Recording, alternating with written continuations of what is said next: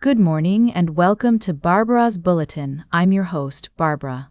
Today, we're taking a closer look at the latest developments in international relations, particularly in the Asia-Pacific region and the Middle East. We have several stories that caught our attention, including Japan's preparations for potential risks following strikes on Iran, the complexities of Iran's theocratic system of power, and the latest on Japan-North Korea relations. Let's start with Japan, where Prime Minister Sanae Takaichi has announced that her country will take measures to prepare for any and all risks as a result of the recent U.S.-Israeli strikes on Iran. This move comes amidst heightened tensions in the region, with many countries closely watching the situation unfold. According to reports, Japan's National Security Council met over the weekend to discuss possible scenarios and contingency plans. Meanwhile, in Iran, the aftermath of the strikes has raised questions about the country's system of power and how it might be affected by the reported killing of Supreme Leader Ayatollah Ali Khamenei. Iran's unique blend of clerical rule and republican governance makes it challenging to predict what the future holds for the Islamic Republic. In another development, Japan's relations with North Korea have been under scrutiny, particularly after Prime Minister Takaichi expressed her willingness to meet with North Korean leader Kim Jong-un face-to-face to resolve outstanding issues between their countries. However, recent signals from Pyongyang suggest that a fundamental change in Japan's policy interests might be necessary before any meaningful dialogue can take place. As we continue to monitor these complex and evolving situations, it's essential to consider multiple perspectives and sources to gain a deeper understanding of the issues at play.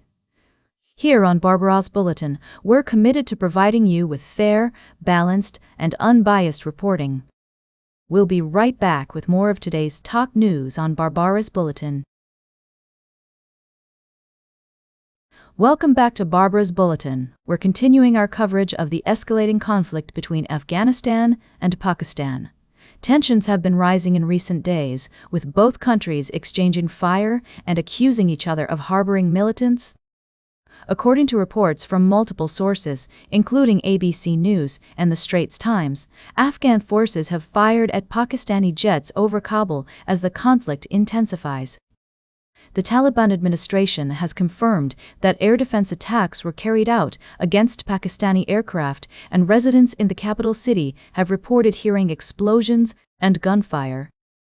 The violence follows airstrikes inside Afghanistan this week that Pakistan said targeted militant infrastructure.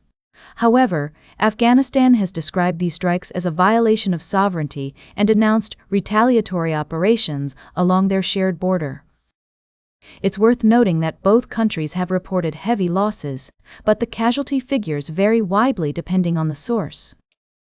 Diplomatic efforts are underway to try to calm the situation, with several countries, including Saudi Arabia, Russia, China, and the European Union, urging restraint and calling for talks. As we strive to provide a balanced view of this complex conflict, it's essential to acknowledge that both sides have made accusations against each other. Pakistan has accused Afghanistan of harboring Tehreek-e-Taliban, Pakistan-Baik (TTP) militants, which it says are waging an insurgency inside Pakistan. On the other hand, Afghanistan denies these allegations and claims that Pakistan's security challenges are an internal matter. The international community is watching this situation closely, and the U.S. has stated its support for Pakistan's right to defend itself. However, it's crucial to emphasize that a peaceful resolution to this conflict is in the best interest of all parties involved. As we continue to monitor the situation, we'll bring you updates and analysis from experts and officials on the ground. For now, it's clear that the conflict between Afghanistan and Pakistan has the potential to escalate further, with far-reaching consequences for regional stability. Welcome back to Barbaras Bulletin. As we wrap up today's show, let's take a closer look at the escalating crisis in the Middle East. The death of Iran's supreme leader, Ayatollah Ali Khamenei, has sparked a flurry of reactions from world leaders, with many calling for a swift end to the conflict. Australian Prime Minister Anthony Albanese stated that Khamenei was responsible for the regime's ballistic missile and nuclear program, as well as its support for armed proxies and brutal acts of violence against its own people. China, on the other hand, has urged an immediate ceasefire, emphasizing the need to avoid further escalation and resume dialogue. Malaysian Prime Minister Anwar Ibrahim has also weighed in, calling for an unconditional cessation of hostilities and urging the US and Iran to pursue a diplomatic solution. Meanwhile, Singapore's senior minister, Lee Hsien Loong, warned that the crisis could have far-reaching consequences, affecting energy prices and stability in the region. New Zealand's Prime Minister Christopher Luxon and Foreign Minister Winston Peters have joined the international community in hoping for a quick resolution, calling for a resumption of negotiations and adherence to international law. Australian Foreign Minister Penny Wong has emphasized the need to avoid regional escalation, while also stressing the importance of finding a diplomatic solution.